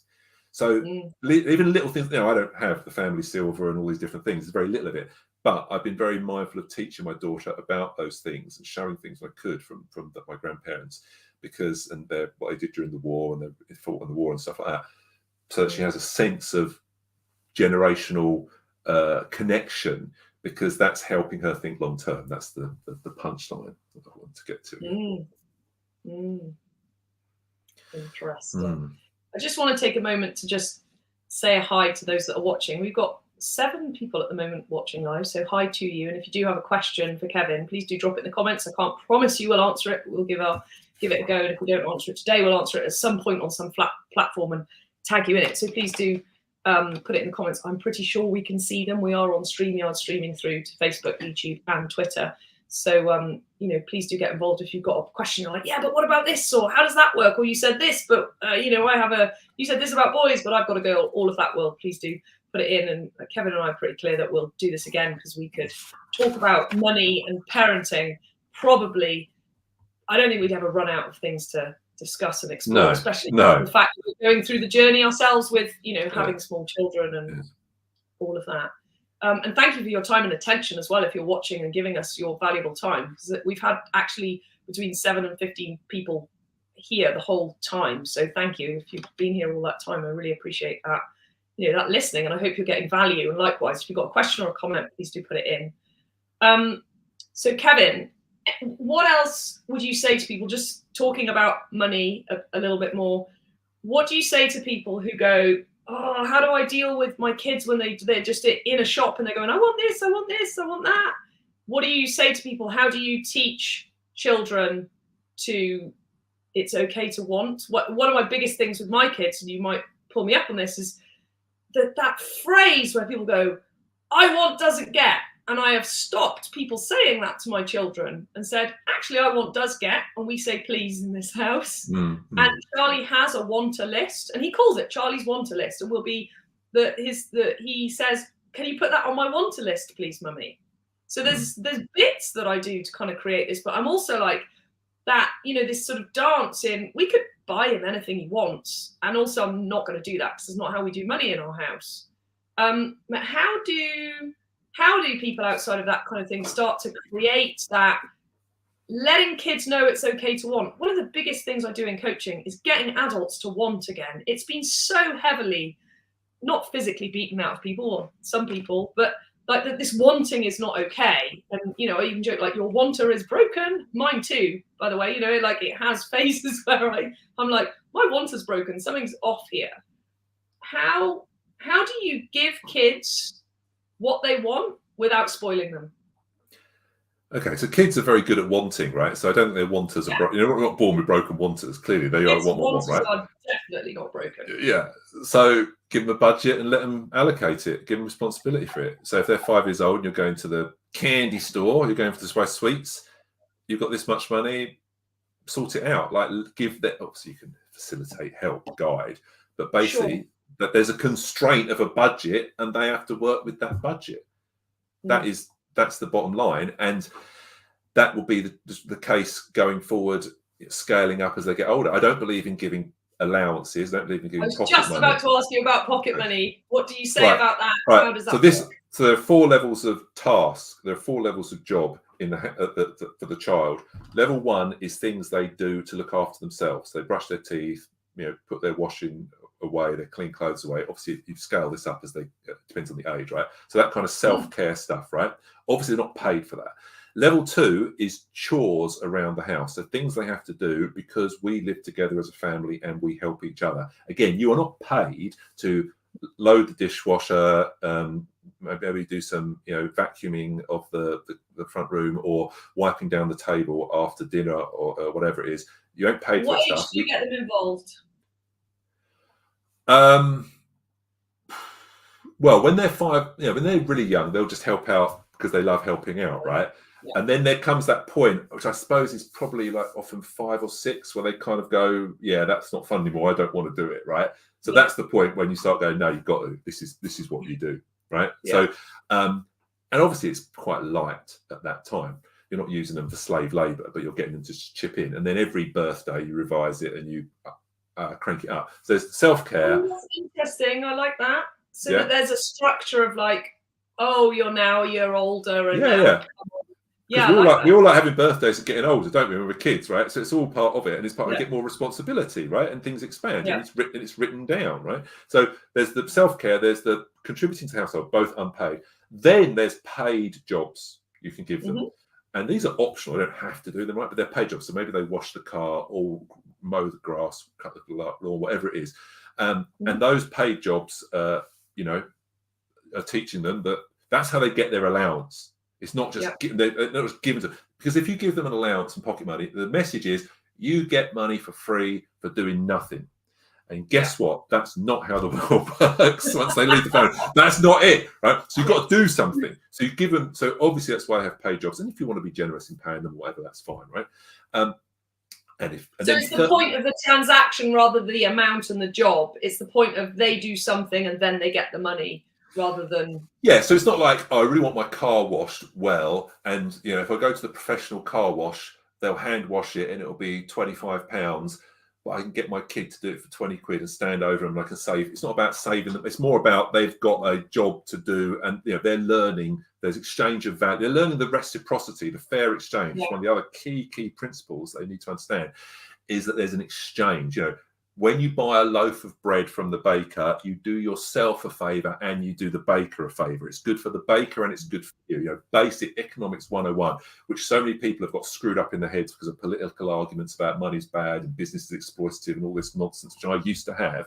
But realizing that actually when you buy something, when you enter into a voluntary transaction to buy something, both the buyer and the seller benefit from that. That's why they're doing it. If the buyer didn't want to do it, the price would go down, or if the seller didn't want to do it, the price would go up until they'd find a point where they did want to do it. That's what the price mechanism is. That's how free markets work, right? And so that's a good thing. And so you're giving them a sense of that when they if they want money, they've got to do something for it, right? So that's the third level. Now that is an employee mentality or a sort of self-employed mentality. So it's great, better than money for nothing, but it's limited. So then the fourth level is entrepreneurial activities. So for example, going to the car boot sale, making the cakes and selling them. We also would do car boots where if it was really hot, we'd buy, my daughter and I, we bought ice pops, right? So I don't know what they call them in America, but ice pops, frozen drink things in and then sell them. And, when we got there at 9 o'clock in the morning, no one was interested. But by the time it was 11 o'clock, it was really hot. Everyone was buying them. These things cost like 5 pence, and we were selling them for 30 pence or something frozen from a cool box we had. And we did a joint venture. She was a bit older than she and I both put in 50% of the money, and we did it together. And then we took 50% of the profits, right? So she actually had some risk. She put some money in. And then another time when we did it later, the heat wave stopped, right, the day of the thing, and it was all cold. No. Nobody bought them. So she made a loss. I mean, a modest loss, because these things were 5p. We buy them in boxes from the supermarkets. They worked out like, very cheap. So she made a modest loss. But that's again, that's good. That's business, right? Sometimes you make a bit of a loss. So and then guess what? We kept them in the freezer, and over the next year, she managed to eat them all. What a surprise, right? They did end up getting used, right? So So these are. I got onto that. So these are some examples of. We're talking about the 4 pillars. So self-care. So entrepreneurial activities. Entrepreneurial. Yeah. And obviously that can then scale up and, putting things on eBay. I mean, now she's buying stuff and then selling it on Amazon, for example, at a profit. So, and that, was something that there wasn't Amazon when I was her age, but when I was her age, that would have terrified me and it would have felt so alien and so difficult and complex. In fact, I've known adults who have never sold anything. And they've had jobs, well-paid jobs. I remember one person I used to know, and this person was making 6 figures as a lawyer, right? Big money, and had never sold anything. And he wanted to trade the stock market. And our mutual friend, his mentor at the time, was saying, if you want to trade the stock market, that's buying and selling. That's what you're doing. Okay, you're just doing it electronic figures on a screen, but that's what you're saying. You need to have some experience of buying and selling. If you've never done it, buy a second-hand sofa and sell it. Buy a second-hand bike and sell it. And he couldn't do it. The guy was like, oh, no, I don't want to do it. I haven't got time for that. He wouldn't do it. And it was like such a psychological barrier for him. So he's not going to do well in the stock market if he's emotionally got this barrier around buying and selling, right? So get your kids doing it early. And now for her, it's like the most natural thing in the flipping world. We're all used to buying, aren't we? So just put some selling in the mix, be on the other side of the equation. I love that. I love that, doing the car boot with the kids. And I mean, it solves a myriad of problems. It gets decluttering in the house, it teaches them about money, it moves stuff on an environmental level. It's good. It just kind of ticks every box going, doesn't it? It's just, I mean, the downside of it is it was a lot of effort and hassle. I had to get up really, really early on a Sunday, and I probably made 50 quid. Like, I didn't really want to. It wasn't. I wouldn't have done it for my own sake. It was educational less hassle than a 30-year-old turning up on your doorstep. Exactly. It's education. Right? It's a great fun day out and everything, and then of course they can go around and spend a little bit of the money on other things. There's so many learning opportunities and points there. That kind of thing. Amazing. How are we doing time? Let's do 10 more minutes. If anyone has got a comment, to be clear as well, I can see comments on YouTube, but I don't think from the other platforms. So if you I haven't seen it, just to be mindful, we're not ignoring you. Somebody's put that's just a link. That makes not sense. That's a bot. Yeah. But thank you for someone putting some stuff up so I can see that it's working. So let's just talk. I mean, we could do a whole podcast session on this. So let's just do a teaser about the difference between boys and girls and how that works. That's ridiculous, isn't it? Starting that conversation 10 minutes ago, but more, because oh my God, what a subject for 2022. The difference between boys and girls. The difference between boys and girls, the boy crisis, as it's been named by, and I'm forgetting his name. Warren Farrell and John Gray from Men Are From Mars, Women Are From Venus is the call for Thank you. That the stereotype of the naughty boys at the back of the class, the good girls at the front of the class. So with regard to money, I wouldn't say there is any difference in how I would raise them or teach them.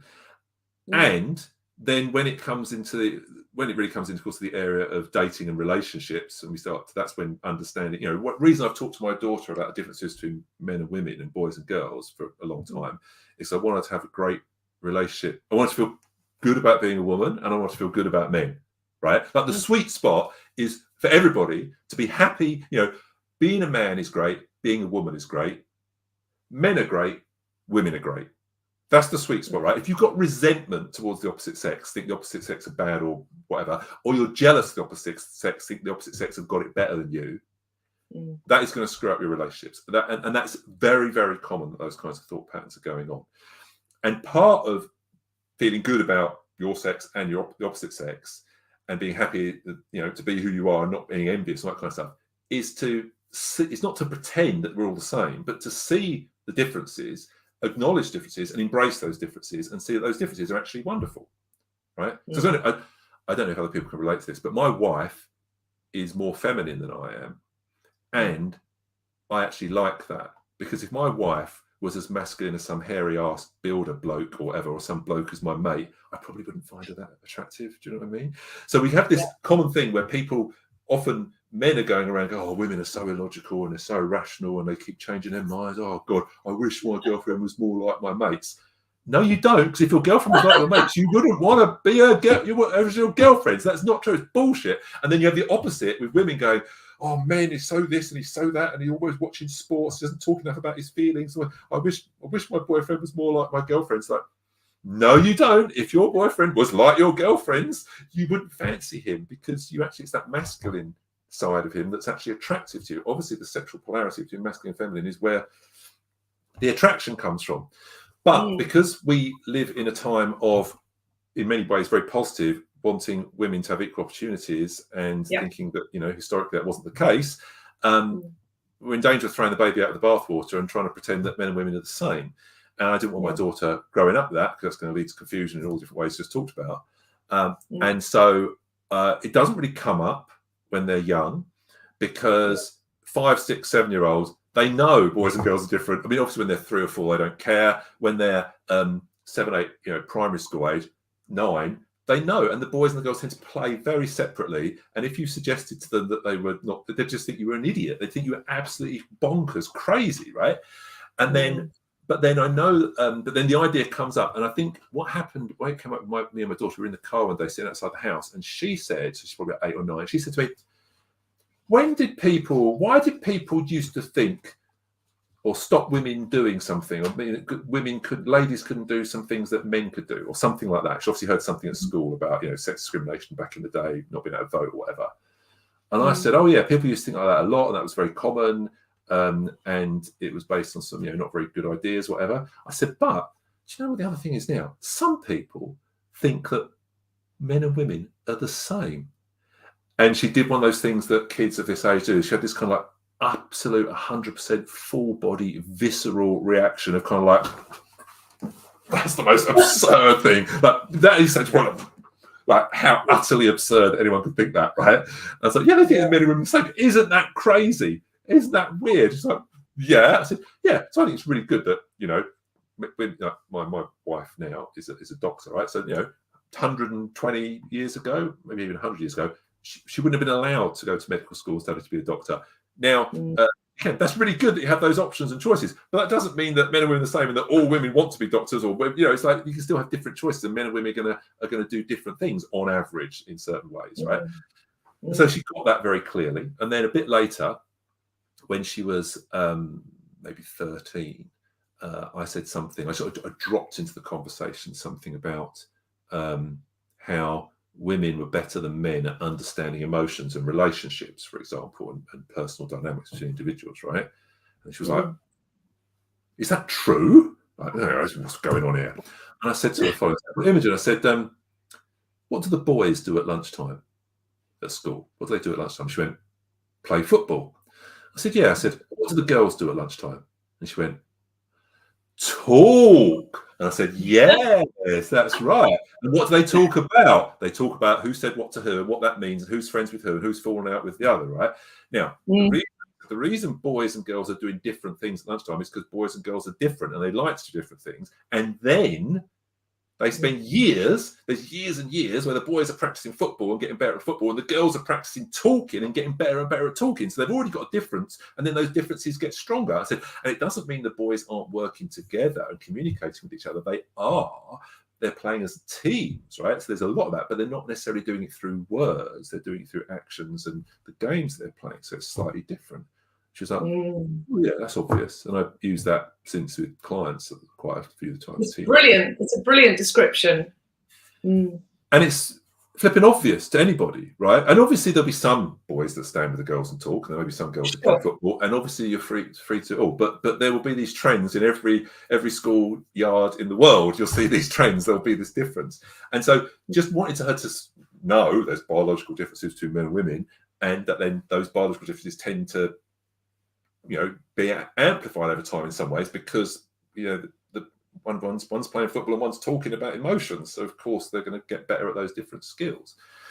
So she, I would say, has a very, I mean, she's 19 now, and she has what I just said, boys are great, girls are great, it's great being a boy, it's great being a girl, she'd be like, yeah, she'd totally see that, that's how she is, and that gives her a strong foundation for having good relationships with members of the opposite sex and a good marriage in due course, in my view. And I think what's interesting about all of it, which is I'm really becoming present to because of this book that you said to read, was the downside. It's like the unintended consequences. So the thing that's been happening is women, like I have 2 small children, I run my business, I have a property portfolio, I'm free to do whatever I want. I have an incredibly supportive husband in Owen. He he also works, I'm going to say it feels like 2 full-time jobs. He works really hard as well. And he's just a brilliant dad. He's there at meal times and all the rest of it. And I think it's that tempering of women now, we have the opportunity, not all women in the world, those of us that do have amazing opportunities. The unintended consequence that I'm becoming really present to is that the male role as provider is it's like, I can't remember the comment of how he said it. It's like, women, we have options. We can do it any which way we want, and that's okay. Whereas men, there's like a purpose void where it was really driven on men have got a purpose as providers or going to war, or, it was creating big businesses, which is also now, it's almost like that kind of thing is being a bit attacked and not okay. And it's still not completely okay for guys to stay at home and look after their kids if that's what they want to do. So there's this sort of weird space at the moment where girls can do anything and are clearly, flouncing guys in a lot of school levels and all the rest of it. But then guys are going, well, what do I do?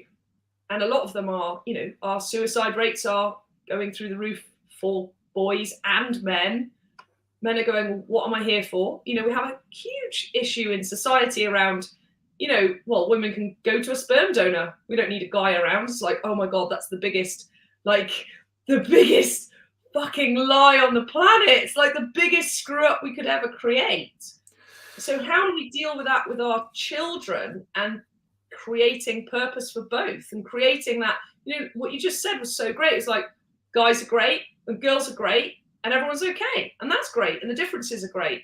How do we teach that to our children in a society or a bigger conversation that's really hard on both sexes in different ways. Like there's a kind of story of women have been downtrodden for years, which by the way, I don't believe in that. I think there's been some unintended consequences of men trying to take care of women and all the rest of it. We can talk about this for hours.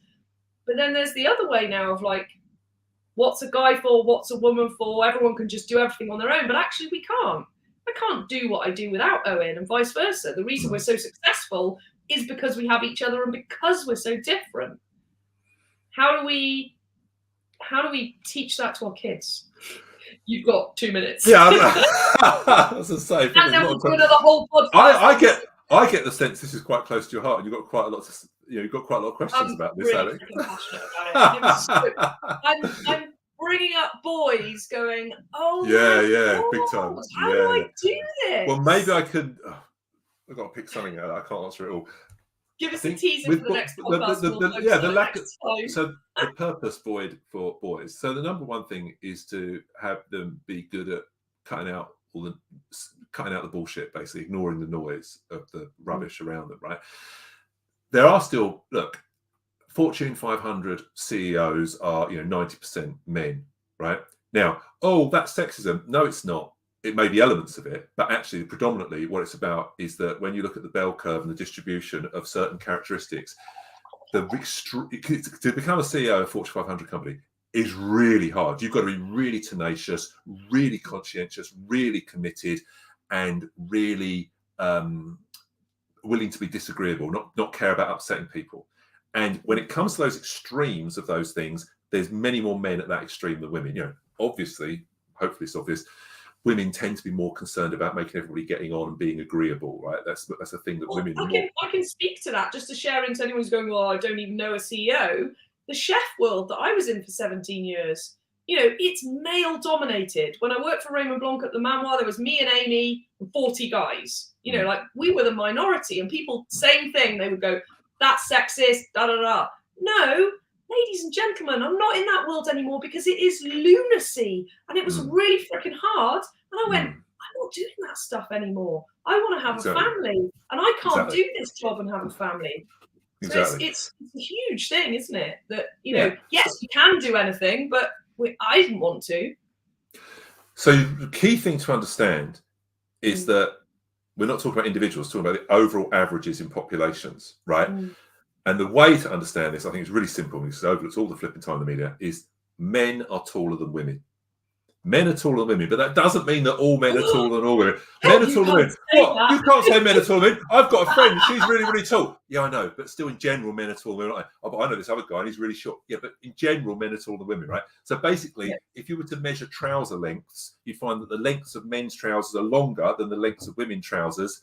That's not because of sexism on the behalf of the trouser manufacturers, right? It's because men, on average, are taller than women. Now, that maps across so many things, pretty much anything, which are all personality characteristics and preferences and behaviors. There will be some kind of gender differences where one group does one thing more than the other, right? So when it then plays out in who's the CEOs, is there a gender pay gap and all that kind of stuff, there's going to be a gender pay gap, because even within medicine, for example, the majority of doctors now are women. The majority of, even when I was at medical school, it just comes to the point where 100 years ago, there were no women allowed to go to medical school. And then it got to a point where it's, the majority of new doctors are women.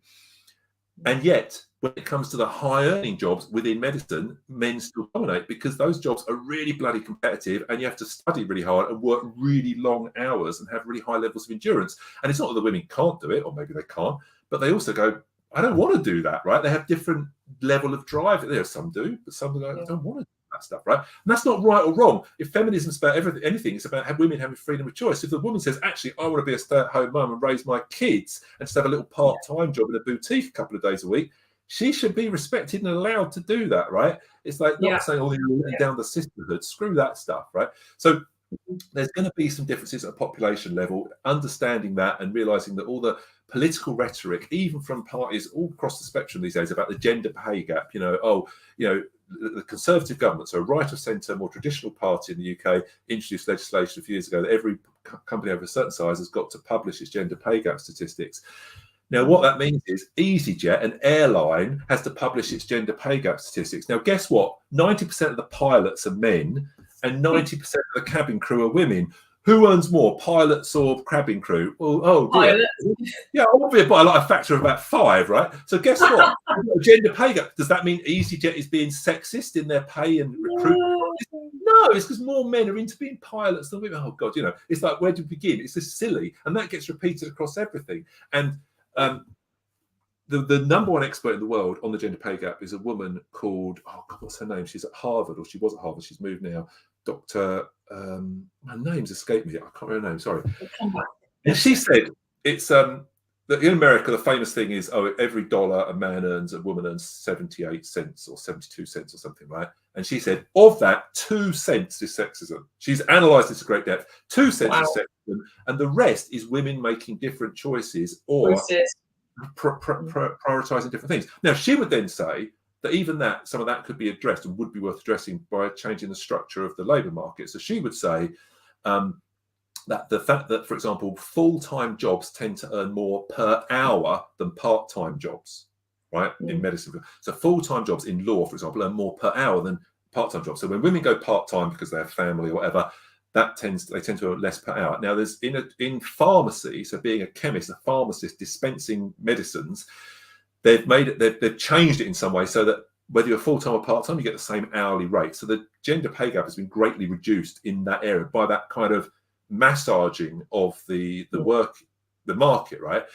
But to go into law firms, law firms in Manhattan or the City of London, corporate law firms where people work, 12 hours a day, 7 days a week for months at an end. And those people make big bucks because they're working on the really massive mergers and acquisitions and this kind of stuff. But they're working crazy hours. And I wouldn't want to do that anyway. But more women are going to go, I'm not doing that, than men, basically.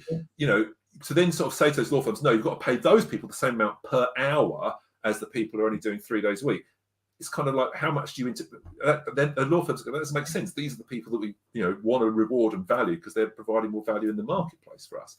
So basically those are the sorts of things. And in medicine, for example, the women choose the 10 on general. Some women are taller than some women, some women are taller than some men, but in general they choose the less demanding specialities. So they're not the surgeons and the neurosurgeons and this kind of stuff. They're more family friendly options, right?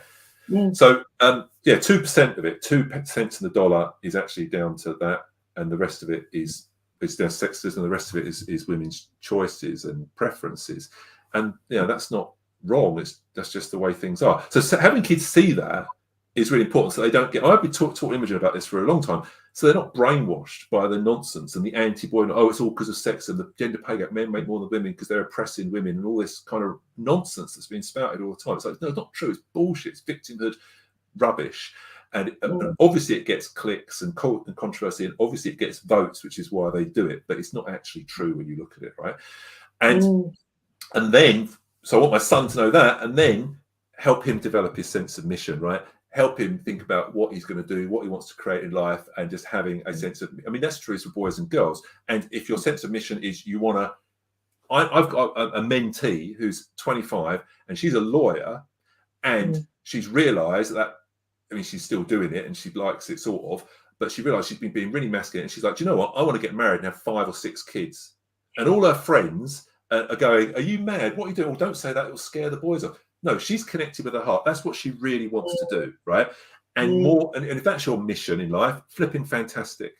And say it out loud, so you get rid of the time wasters who don't want kids, right? That idea about not saying that is just so crazy. She was out on Saturday with a group of people, and she told me about a conversation. A couple of people there were mothers, including her own mother, and she was saying this, and this other woman, a mother, said, "Oh, don't say that. You'll scare off all the men." And she said, "What? No, I want to scare those men off. I want to get rid of all those guys. I only want the guys to be interested in me if they also want to have 5 or 6 kids and have me as a stay-at-home mum while they earn the money, right?" And it's like, but why would you? But it's almost like this kind of idea of deceiving. Oh no, you've got to like, don't say you'll scare them off because you want to get someone, and then you try and manipulate them into having kids. Like, I mean, oh, honestly, be upfront about it. That's never going to end well, is it?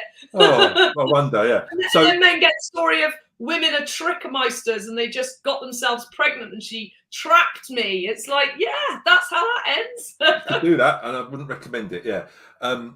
So, and then you get into the whole dating arena, and you understand. So, a question that's come up a bit recently, including in that group, and my daughter's been asking people this as well recently: if on a first date, who should pay on a first date? Should the man pay on a first date? What's your answer to that, Alex?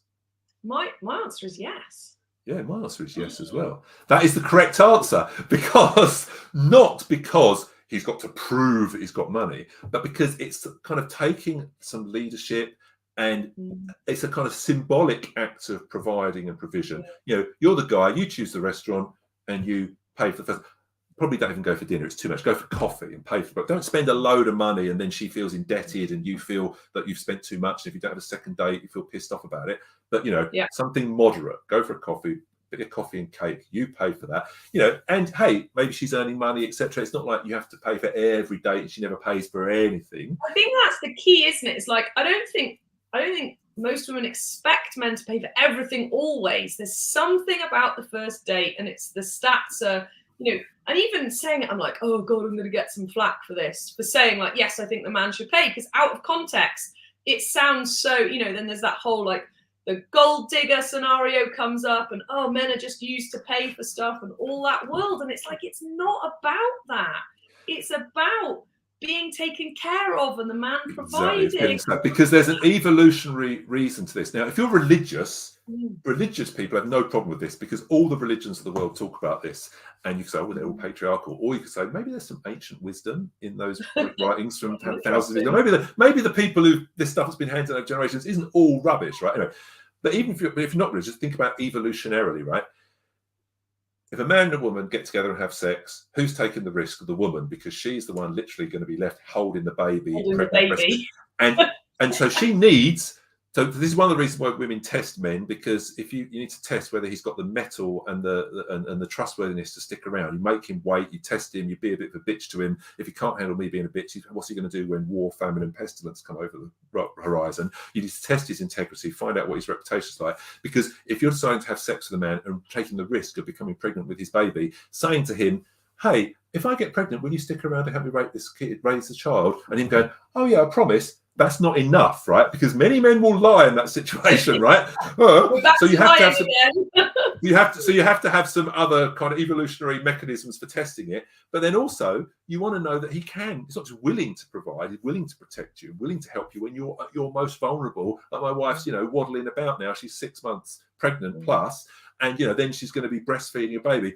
If someone breaks into the house tonight, right, she ain't going to be at the forefront of defending us as a couple, is she, for God's sake? But, so you need to know that your guy, you can be reliable. So when you go and, a woman, yes, needs to know that if I'm going to raise a family, I mean, you're a financially independent woman, Alex, from the age of 30, right? So you're an outlier in many ways. Yeah. And yet, 32. And yet you still, having children with Owen, you want him to know that he's going to be there to provide and protect and you can rely on and feel safe, right? Because otherwise you're in this survival mode.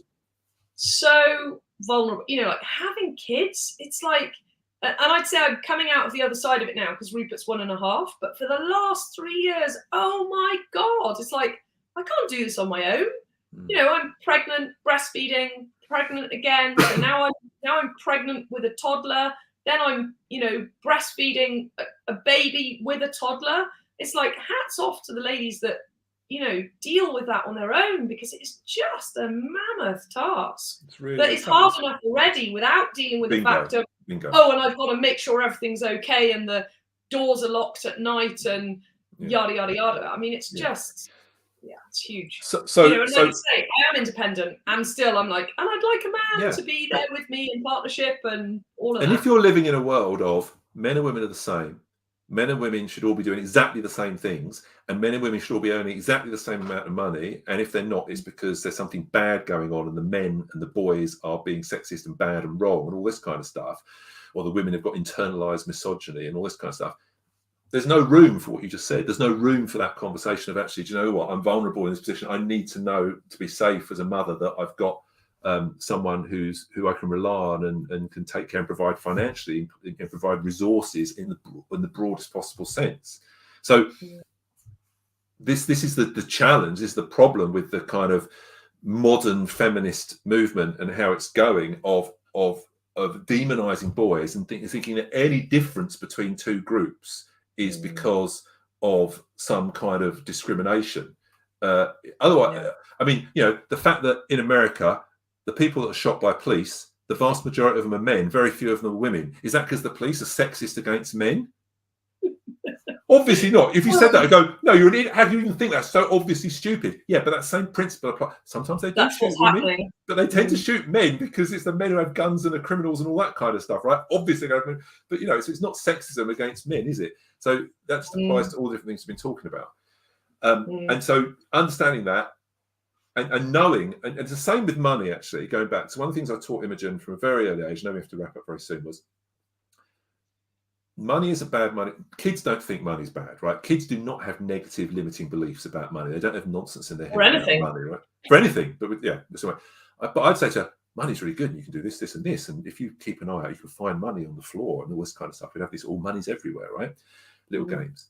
And I say to her, do you know what? Some people have got really, really, really weird ideas. Some grown-ups are so crazy. They think money's bad.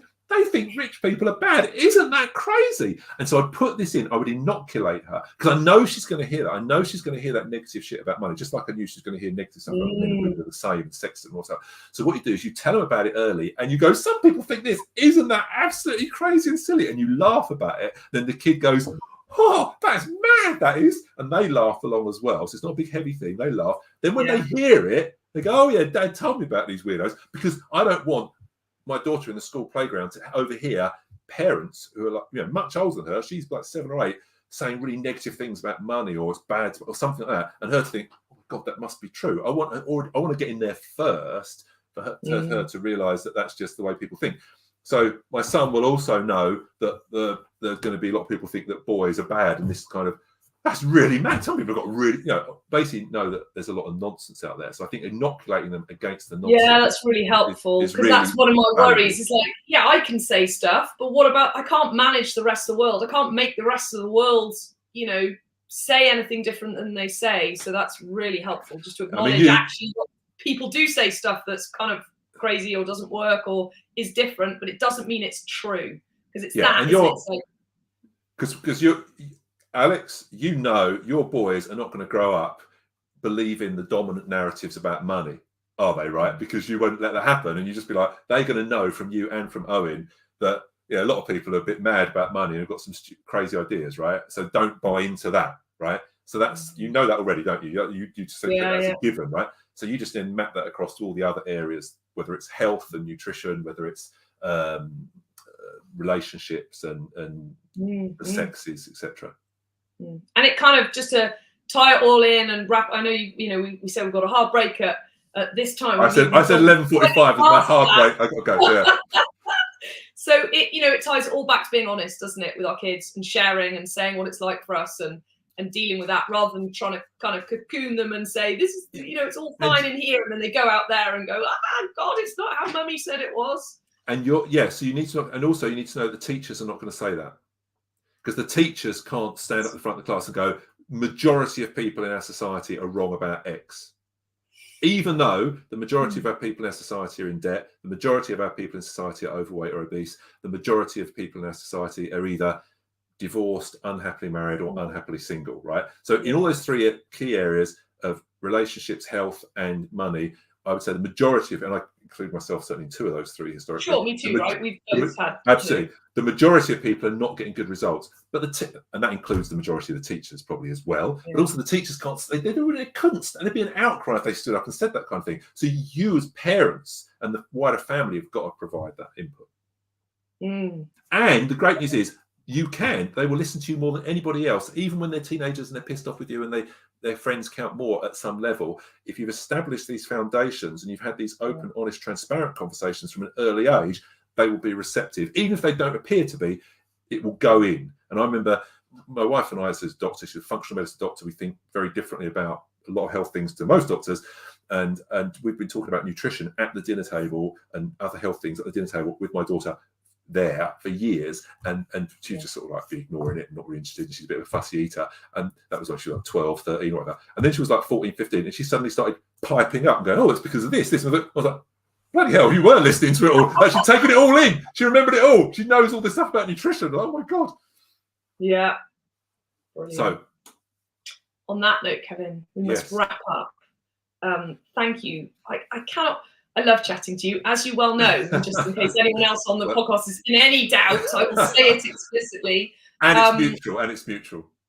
Yeah, and it's just a great pleasure to not only be on this podcast with you, but actually to, I'm going to call it, be in partnership for our future children and for parents out there to actually say, do you know what? It kind of seems all a bit crazy out there. It doesn't have to be. A lot of what we intuitively know is actually right, because I think there's a lot of stuff that's being questioned and getting us all to question ourselves and, oh God, have we been doing it wrong all this time? It's such a pleasure to be able to be on a podcast, long form, talk about this stuff, give people some relief that it's okay. There's nothing bad and wrong. It's not just you. It's not just you. We're all dealing with it. Even the coaches amongst us who have, appeared to now have our shit together. 10 years ago, for both of us, was a very different picture, as you've so brilliantly shared today, so that people get that it doesn't just happen by magic. So thank you so much for sharing your life and your expertise. It's a if pleasure. People want to find you, we will put your website in the links, or give us the website. Well, my most active social is Twitter, which is at Kevin Burch, Burch. It's so manly of you, Kevin. Such a to be on male. Twitter. Well, yeah, Twitter is 2-to-1 men to women, whereas Instagram is 2-to-1 women to men. It's almost as if men and women are different. And Instagram, having to come up with bloody pictures all the time. Oh, I can't be asked with all that. But whereas I'm like, oh God, Twitter having to come up with some sharp thing to say that's on point. Deal with it. It's almost as if men and women are different. Who knew? And or if you want to get on my mailing list, go to ParentingSecretsOfThe1%.com. ParentingSecretsOfThe1%, all words, no symbols or numbers. ParentingSecretsOfThe1%.com. It'll offer you a free course. Just put your name and email in, and you'll be on my mailing list. Take the course. It's good. It works. Awesome. Brilliant. Thanks so much, Kevin. Thanks everybody for and you too. Thanks everyone for your time and your attention, your listening, your playing. Please send us in your questions. Kevin and I will definitely do this again. If you've got a particular, burning thing of like what you're dealing with and what's going on for you, and you're just like, I just don't know where to start. Send in your, what you're dealing with, and we will endeavor to answer that on some platform, whether we do it together or individually on our own platforms. But please, the biggest thing that I say to people is do something. Don't stay stuck. Don't stay struggling. Don't stay in the dark.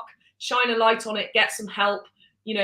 That's what we're here for. That's why we're doing these podcasts. That's why we do what we do as coaches. Please do something. Don't stay stuck. Don't stay in the struggle. Big love, Kevin. Big love, everyone listening and listening to the recording. See you all again next time. Bye.